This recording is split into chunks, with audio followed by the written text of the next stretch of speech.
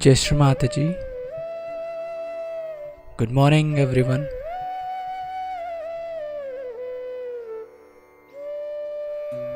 Let's all bow down to Shri Mataji, raise our Mother Kundalini and put Bandhan.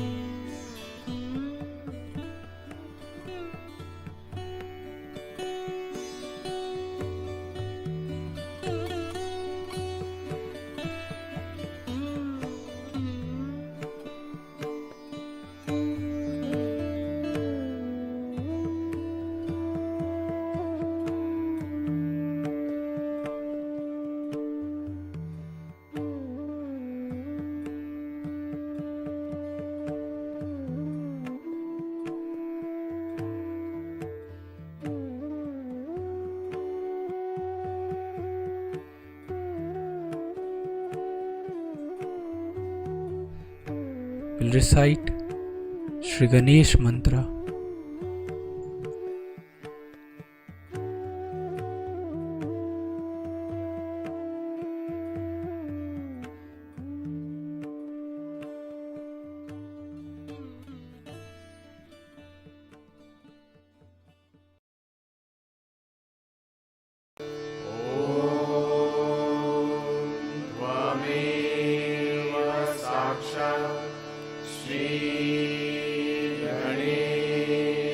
साक्षात् श्री आदिशक्ति माताजी श्री निर्मला देवी नमो नमः।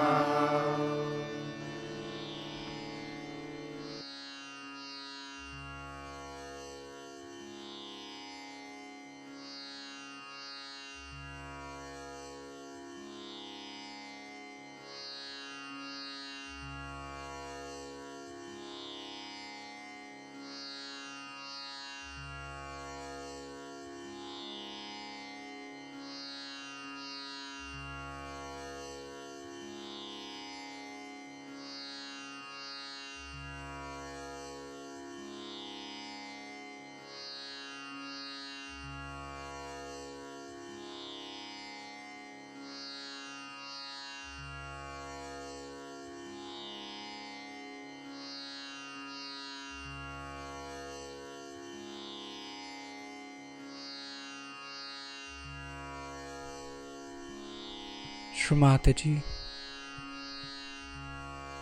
you are Shri Ganesha, Mother. Kindly establish all the qualities of Shri Ganesha within us.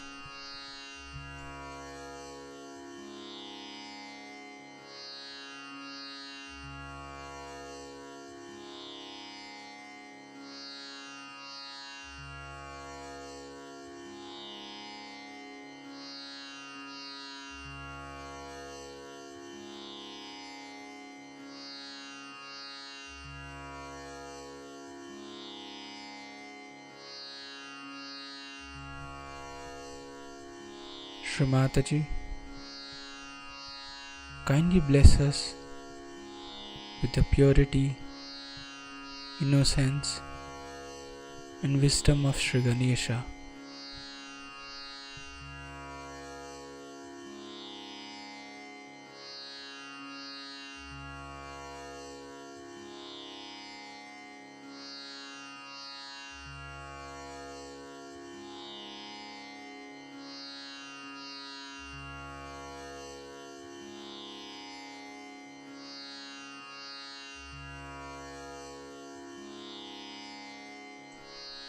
Shri Mataji, kindly establish us in the state of complete thoughtless awareness.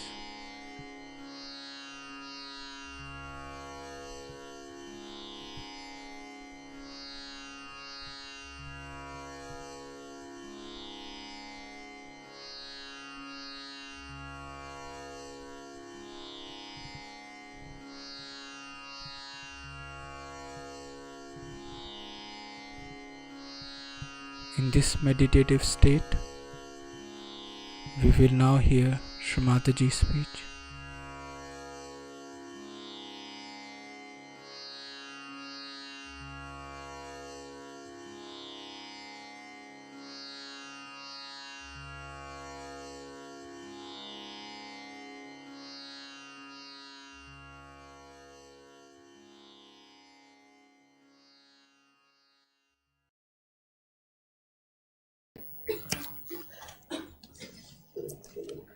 I bow to all the seekers of truth.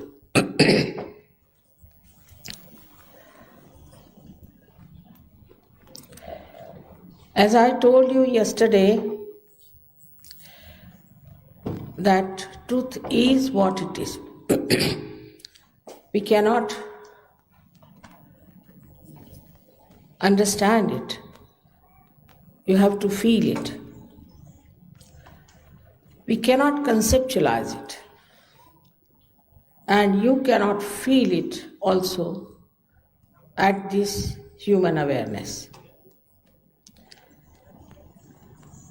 We have to become a subtler being, as described in all the scriptures, that you are to be born again and that you have to become the spirit to feel the existence of truth.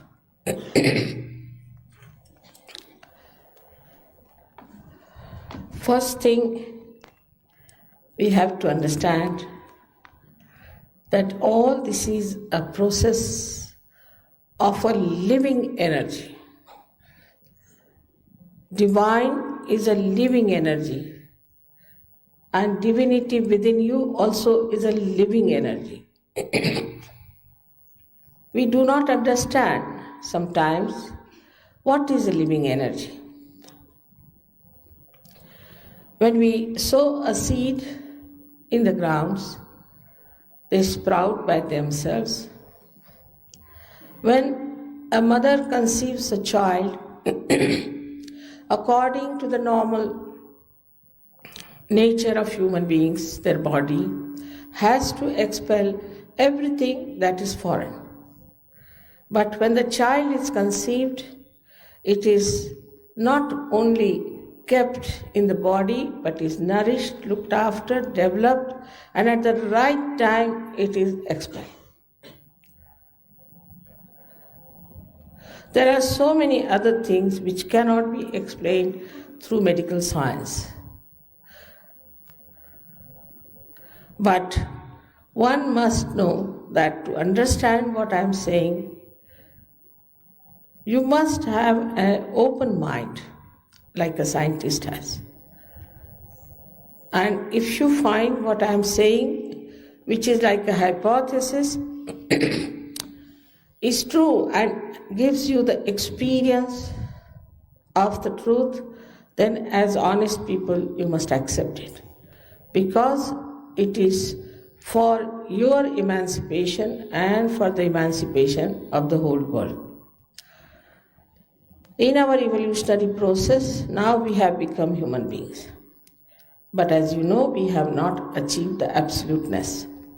For that, something has to happen within us. Last breakthrough has to take place, and that is what we are talking about here. You have been already told about the mechanism that is here. And this mechanism exists within you. These two lines that you see, left and right, are nourishing our left and right sympathetic nervous system. And the central one that you see here is nourishing our parasympathetic nervous system. Now these centers are created by these two sides, left and right, like this in the center, and these centers are all the time exhausted by us whenever we try to use energy. For example, if you are running fast, you can increase the heart rate. But it comes to its normal self through the parasympathetic nervous system, while in emergency you use your sympathetic nervous system. Thus, we start exhausting the energy of these centers. And that's how we get into problems of our physical, mental, and emotional being. Supposing we are exhausting the energy on the right-hand side, means we are very futuristic, we are planning all the time, thinking of the future. Then what happens? The right side starts moving like this. And something happens on the left side, a shock, then it breaks.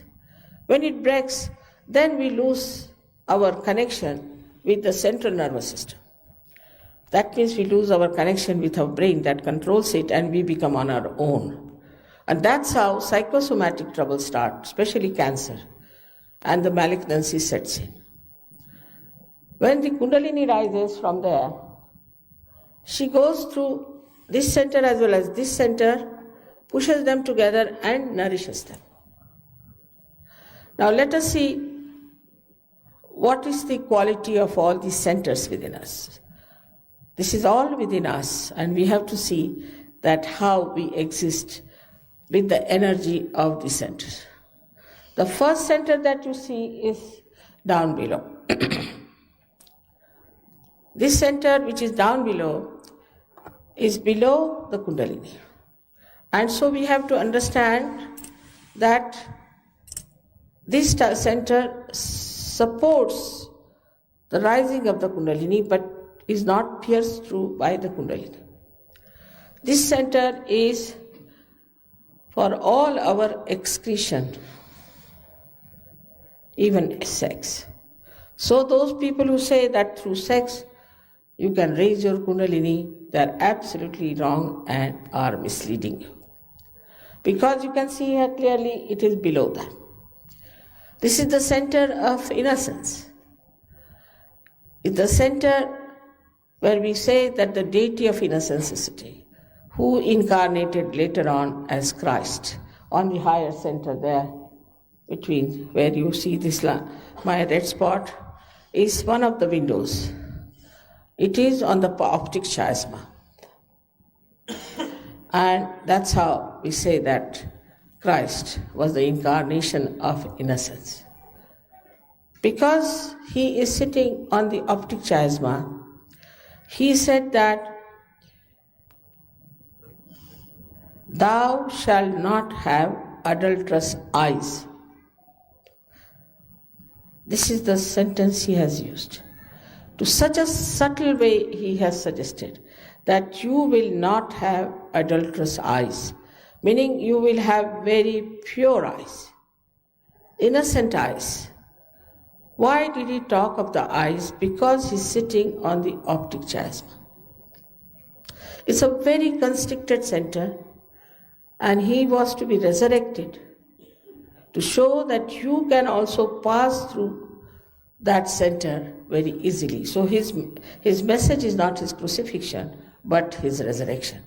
And that is how we are all going to resurrected, not after death, but right now.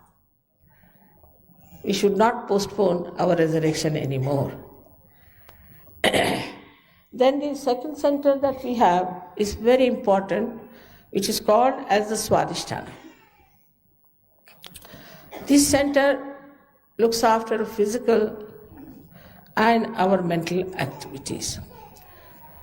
Perhaps the doctors don't know that it has a very important work to do, is that it has to nourish the brain with new cells, because all the time the brain is using these cells for its activity. So the energy has to go from this center up there, you can see, and then it nourishes the center. It nourishes the brain through its activity. Now, when we are very futuristic or we are using too much of a brain, I should say, too much of a brain activity we have, we are futuristic, we are planning too much, thinking too much, all the time, thoughts and thoughts and thoughts.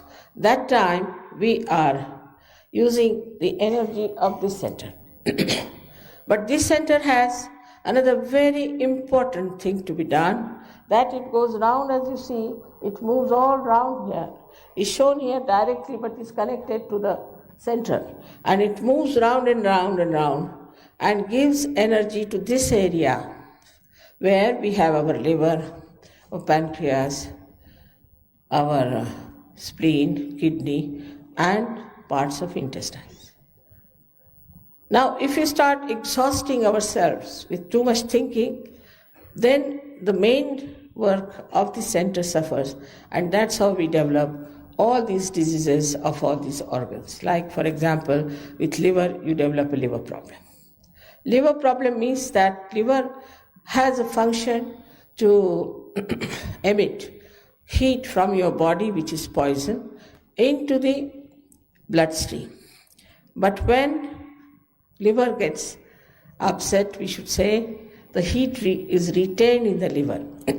It passes upward and downward. When it passes upward, it affects a center there, as you can see, what we call as the right heart, and people develop what we call the disease as asthma. And when it passes downwards, it reaches the kidneys and coagulates, and you get kidney troubles, for which we have to go on dialysis and ultimately to die. So this heat is created because our liver is out of gear. At the same time, this heat can also pass if a person, say, at a very young age drinks and puts in too much of physical efforts and is all the time busy thinking. He might get a very fatal heart attack because this heat can go towards his heart and just collapse it. Also, those people work very hard like that can get a very massive heart attack. But the people who have other problems on the left-hand side are different. They are the people who have lethargic organs. These organs do not work. And when they do not work, then they have all the other problems of the left side, as we call it. And this also causes another serious problem of psychosomatic troubles. Now, the essence of this center is that it is creativity. When the Kundalini nourishes the center, people become extremely creative. Now, you have seen these artists who are playing here. They were very simple, ordinary artists, but after coming to Sahaja Yoga, suddenly they have bloomed so much. The most surprising thing is that people, say even from Switzerland, who do not know a word of Sanskrit, who do not know a word of Hindi language, have composed poems, they have put them to tunes, and they sing as good as these people can sing. It's impossible to believe that even the English, who are so difficult to even pronounce a sentence in Hindi language, are now fluently speaking Sanskrit and talking all these things. Because of this creativity improves you. We have so many artists in India who came to Sahaja Yoga. I don't know if you know their names or not, like Amjad Ali, Jalota, so many of them. They got their realization, and after that, now today they are very well-known artists. Also the paintings. We have some Australian people who became quite good artists after coming to Sahaja Yoga. So it gives you a sense of aesthetics, and also it gives you the energy to express yourself. Now, if you have the technique of how to create anything, say you want to make a house, or you want to paint, or if you want to do something, moldings, or anything that you want to do, if you have the technique, the creativity, the power of creativity starts pouring in you, and you start producing things on which you cannot even have thought of, and these things happen to a person. So a person can become extremely dynamic with this. But if with that you do not keep your Sahaja Yoga practice, means if you do not keep your connection with the divine, then the energy gets exhausted. That's why self-realization is very important for every artist, that he should get his connection with this all-pervading power, which is the combination of all the powers, so that he doesn't feel exhausted with it. Not only that, but all the time this source is flowing into him. Constantly it has to flow, and that's why you have to do little practice of Sahaja Yoga after getting your realization, as I told you yesterday, that now you don't stop at this point. You have to make the connection perfect. Without the connection, it may be that you may go down. So it's best is to keep your connection on and work it out, to give full respect to yourself, to your being. You are not an ordinary thing. You are not a chicken or something like that. You are a human being.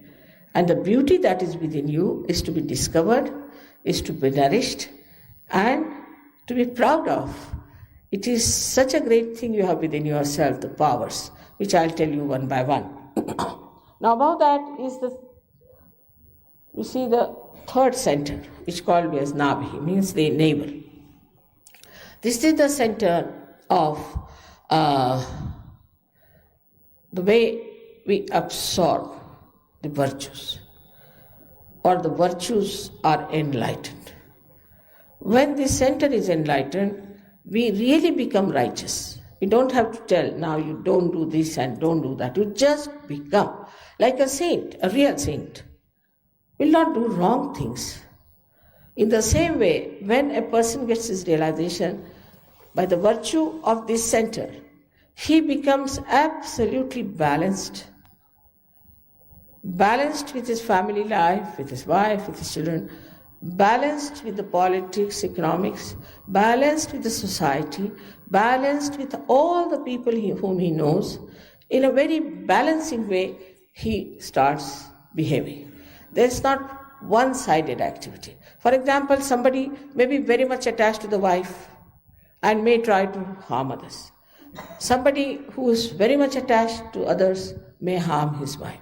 So a kind of a balance is established by this. And a person who gets this develops a personality which we call as regal. The sense of dignity comes into such a person. Now you see, our children have lost the virtues. Our children don't have that regality. They have become very cheapish also. And they run after materialism and things like that. They fight for small things. It's not only children, even the grown-ups are like that. And they try to waste their energy fighting for something that is so useless. So by enlightenment of this center, you understand the value of matter. And the value of matter is this, that it has aesthetics, first of all. And secondly, you can express your love only through matter. If you love somebody, you will give them something. A little flower also can express your love. Anything can express your love through matter.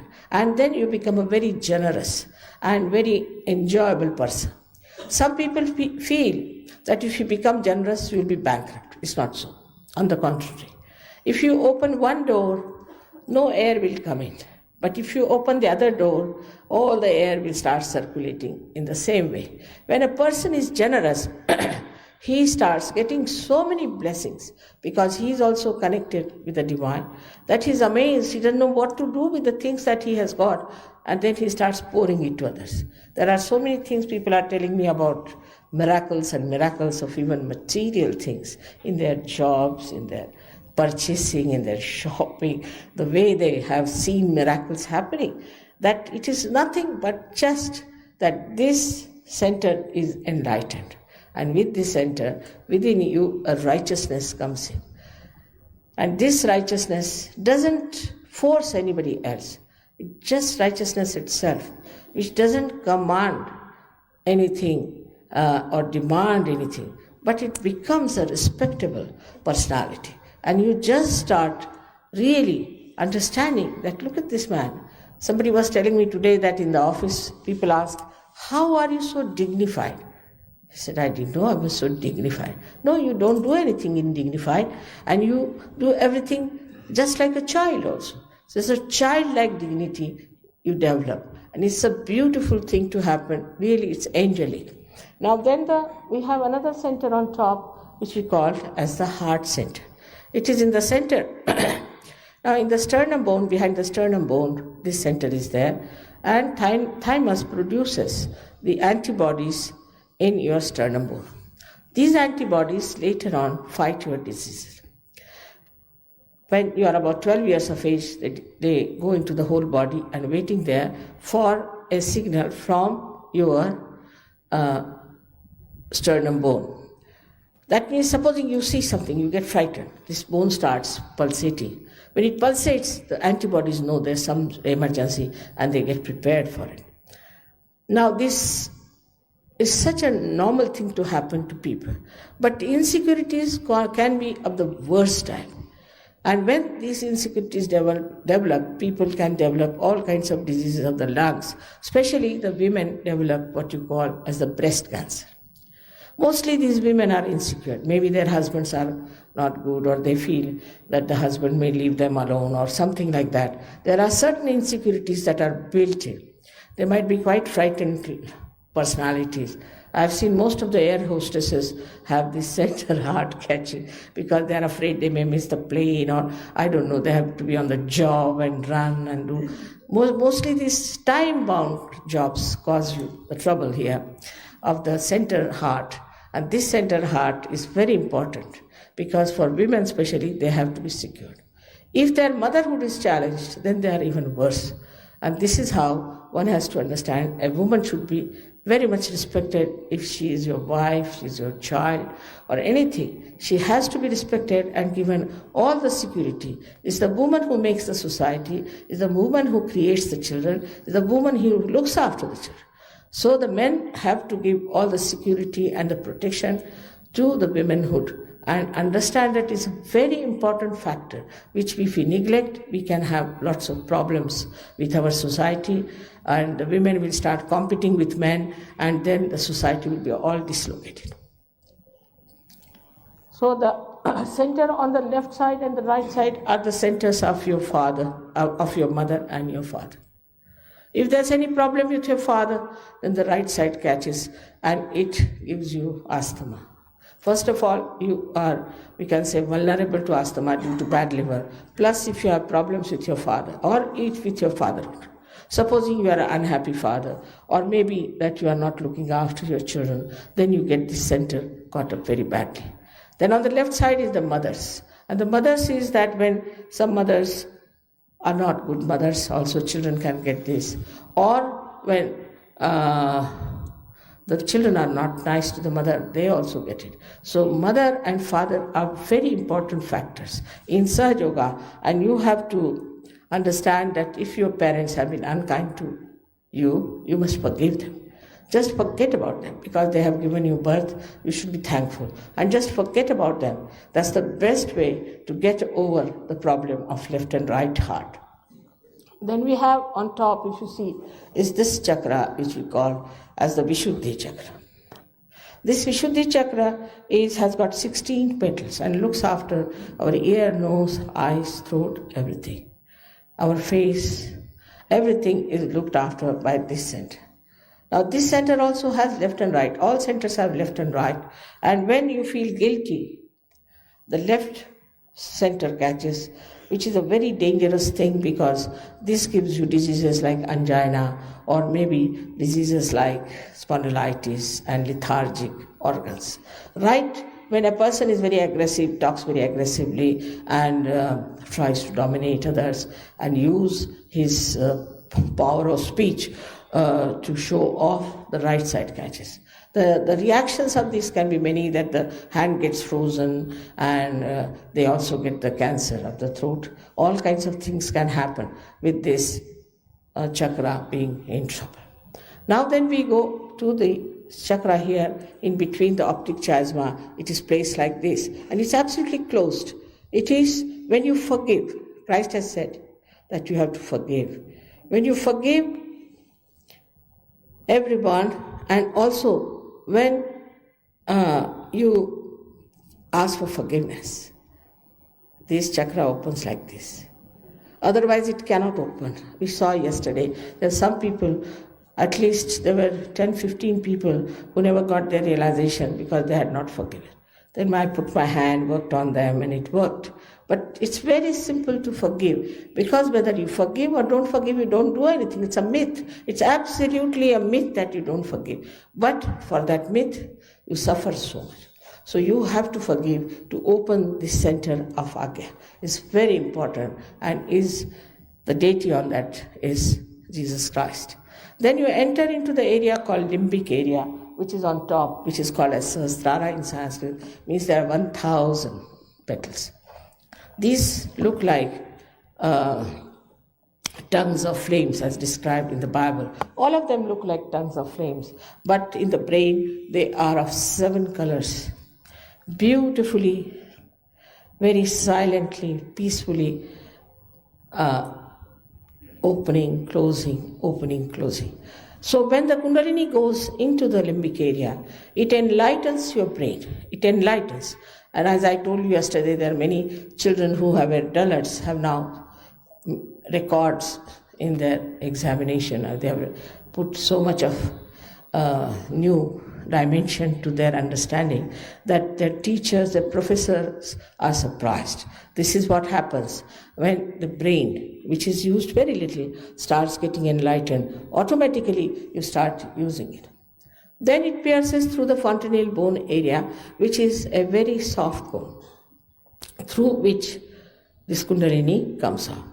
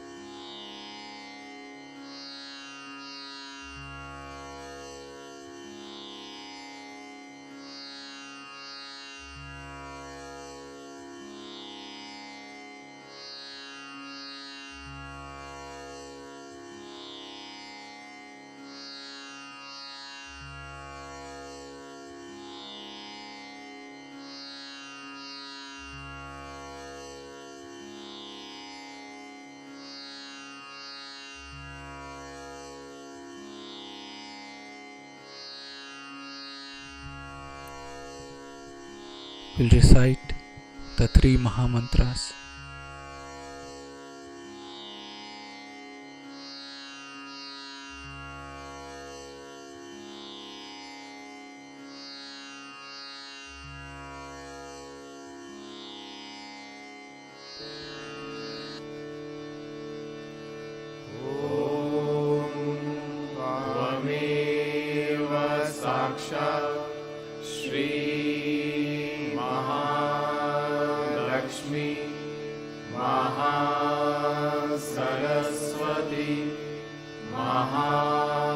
Mahakali Triguna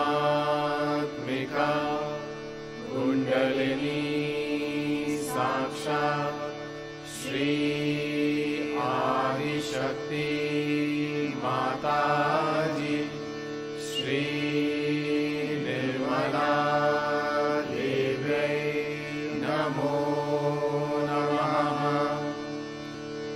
ॐ त्वमेव साक्षात् श्री कल्की साक्षात् श्री आदिशक्ति माताजी श्री निर्मला देव्यै नमो नमः। ॐ त्वमेव साक्षात् श्री कल्की साक्षात् श्री सहस्रार स्वामिनी मोक्षप्रदायिनी माताजी श्री निर्मला देव्यै नमो नमः।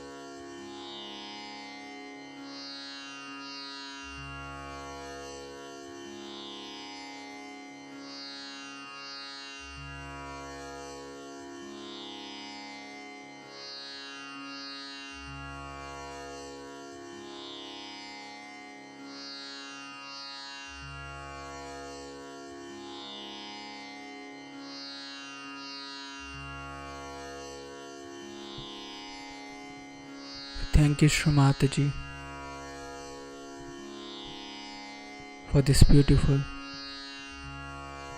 collective morning meditation.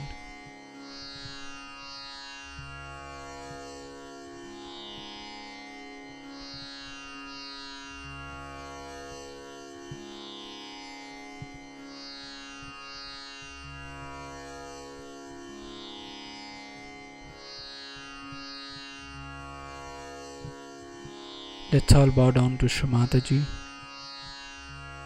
raise our Mother Kundalini and put Bandhan.